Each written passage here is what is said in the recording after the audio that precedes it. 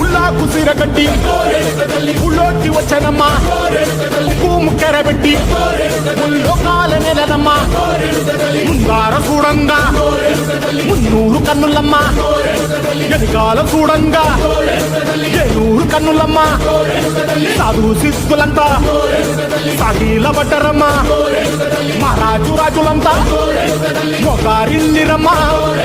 కోరిక కోరంగా రంగులు పూసినాము ఆశలు తీరంగా ఏసాలు వేసినాము నీకన్నా పెద్ద దిక్కులో కాల ఎక్కువ